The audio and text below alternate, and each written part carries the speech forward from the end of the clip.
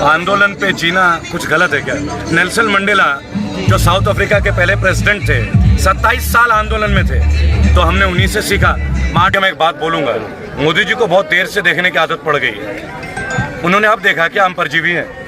2.5 महीने से ऊपर तो आप मुझे देखते, आपने तो देख लिया मेरी दाढ़ी पहले यहाँ तक थी, फिर यूं अब यहाँ तक आ गया। हम आंदोलन जीवी नहीं हो तो कमला हैरिस जो कि भारतीय मूल की है और अमेरिका के इतिहास में पहली बार औरत और भारतीय मूल की पहली उपराष्ट्रपति बनी है, क्या ये हल्की बात है क्या? सख्त आंदोलन जीवी है, ब्लड में आंदोलन है, रक्त के अंदर। नेताजी सुभाष चंद्र ने बोला था, तुम मुझे खून दो, मैं तुम्हें आज़ादी दूंगा।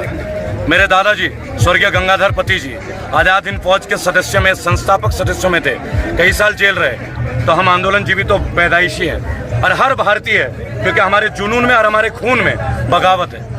तो ये आंदोलन जीवी और परजीवी का मतलब क्या बोलने का पार्लियामेंट में? और जब मोदी जी बोल दिए पार्लियामेंट, उसके बाद जो बीजेपी के जो IT सेल है वो फोटो लगा के मीम्स बना रहे हैं ना, जैसे आप है कोई है। मीम सीम और क्रीम तो मैं नहीं जानता, क्योंकि फेयर एंड लवली में लगाता नहीं है ना। जैसा रंग है प्राकृतिक आपके बीच दिखता हूँ। केवल एक बात बोलूंगा, आज ये संसद भी छोटा हो गया है, इसलिए वो एक नया पार्लियामेंट बना रहे हैं। 550 लोगों के लिए उन्हें इतनी बड़ी जगह चाहिए, है ना। और हमारे गरीब भाई मजदूर के रहने के लिए टेंट नहीं, किसान आज टेंट में लेट रहा है, शोध का विषय है। रही बात है परजीवी का, हो सकता है हम में से आप में से कोई एलियन हो, नया क्या है? क्योंकि मोदी जी आए दिन अमेरिका जाते थे, हमेशा विदेशों में रहता था। हाउडी मोदी, कभी असेंबली हॉल चले, कभी लंदन चले गए, कभी ऑस्ट्रेलिया, कभी सिडनी। तो नासा भी गए होंगे, नासा वालों ने बोला है ना एलियन हमारे पास है, हमने कई एलियन पकड़े हैं, कई एलियन परजीवी।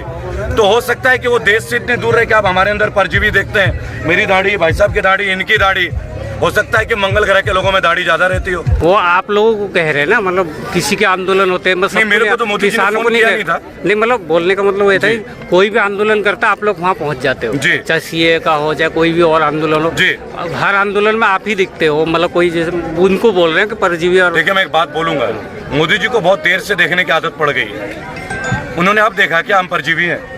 2.5 महीने से ऊपर तो आप मुझे देखते, आपने तो देख लिया मेरी दाढ़ी पहले यहाँ तक थी, फिर यूं अब यहाँ तक आ गया। अब जल्दी यहाँ तक किसान बिल खत्म होते यहाँ ना पहुँच जाए, मान लेंगे इसको भी। समझ रहे आप मेरी बात? 2.5 महीने से तो हम यहाँ भी है, उससे पहले बंगाल, उससे पहले अरुणाचल प्रदेश, उससे पहले बिहार चुनाव, हर जगह तो होते हैं। नया क्या है? ये मेरा मुल्क है, मेरा देश है, मेरा आवाम मुझे जहाँ बुलाएगी मैं जाऊंगा, आपको जहाँ बुलाया जाएगा आप जाओगे, आप भी आते हैं, आपका मंच है, आप एक साक्षात्कार है, आप एक जर्नलिस्ट हैं जी। मतलब किसानों को ये लगा था कि मोदी जी राज्यसभा में कुछ ऐसा बोलेंगे कि किसानों को भी यहाँ से आंदोलन, किसानों ने अपनी उम्मीद छोड़ दी है, लेकिन उन्होंने ऐसा कुछ नहीं कहा। किसानों ने अपनी उम्मीद बहुत पहले छोड़ दी थी। ये भरोसा जो है ना साहब, ये बहुत मुश्किल से बनता है। इन्हें 15 लाख के जुमलों के साथ गंवा मत देना। मैं मोदी जी को एक ही मैसेज दूंगा, भाई और बहनों 15 लाख आएंगे, भाई और बहनों 100 स्मार्ट सिटी, कितनी? 100। एक भी बना क्या भाई साहब? नहीं बना ना। कौन सा स्मार्ट सिटी है बता दीजिए। स्मार्ट केवल एक पार्टी है, वो है बीजेपी। कोरोना काल में PM केयर फंड RTI के दायरे से बाहर, कोरोना काल में चालान, कोरोना काल में फास्टैग, और तो और अब नंबर प्लेट का 2000 रुपए का एक और नया ड्रामा, हाई सिक्योरिटी प्लेट। अरे भाई हमें कौन मारने आ रहा है जो हाई सिक्योरिटी प्लेट चाहिए? एक काम कीजिए, कल को आप एक स्कूटर के पीछे 4 पैरामिलिट्री के फौजी ना लगा दे हमारे लिए, क्योंकि हमें कोई खतरा है भाई। क्योंकि 80 करोड़ हिंदुओं को तो इन्होंने दे दिया कि हिंदू खतरे में। वो दिन दूर नहीं जब आपके घर में आपके मम्मी को भरोसा हो जाए कि यार हम तो खतरे में। और चूंकि आप अगर गोदी मीडिया के खिलाफ बोल दें तो आपकी मम्मी को यह एहसास दिला दिया जाएगा कि वो आपसे खतरे में। अब आप सोचिए खतरे में कौन है? तो मतलब अब ये तो लग ही नहीं रहा तो मतलब सरकार जो बात करेगी किसान से, या मोदी जी ने साफ कर दिया, अब आगे क्या होगा है जी? आगे क्या होगा? देखिए आगे का काम हमारा आपका नहीं होता। भविष्य आज तक कोई बता पाया है क्या? किसी ने बोला था 1983 में हम वर्ल्ड कप जीतेंगे? 15 अगस्त 1947 को हम आजाद होंगे, पहले से मालूम था क्या? आपका जन्म तिथि पहले से मालूम था कि आप इस तारीख को धरती में आएंगे और अपना शुभ लक्षण रखेंगे? नहीं मालूम था ना। तो भविष्य की बातें नहीं करते हैं, अपने भूतकाल को देख के अपने वर्तमान को अच्छा करते हैं। अगर अपना वर्तमान अच्छा होगा तो हो सकता है भविष्य भी अच्छा हो। आंदोलन पे जीना कुछ गलत है क्या? नेल्सन मंडेला जो साउथ अफ्रीका के पहले प्रेसिडेंट थे, 27 साल आंदोलन में थे, तो हमने उन्हीं से सीखा। मार्टिन लूथर किंग जो आज हमारे बीच नहीं है, उन्होंने कहा था injustice anywhere is a threat to justice everywhere. वो अगर तब नहीं लड़ते तो बराक ओबामा पहले अश्वत्थ राष्ट्रपति अमेरिका के इतिहास में बनते क्या? और अगर आंदोलन इसका हम आंदोलन जीवी नहीं हो तो कमला हैरिस जो कि भारतीय मूल की हैं और अमेरिका के इतिहास में पहली बार औरत और भारतीय मूल की पहली उपराष्ट्रपति बनी है। क्या ये हल्की बात है क्या? भारत तो देखिए, मैं एक बात बोलूंगा, भारत किस में आगे मैं नहीं जानता, लेकिन मैं एक बात जानता हूँ कि भारत भारतीयों से है।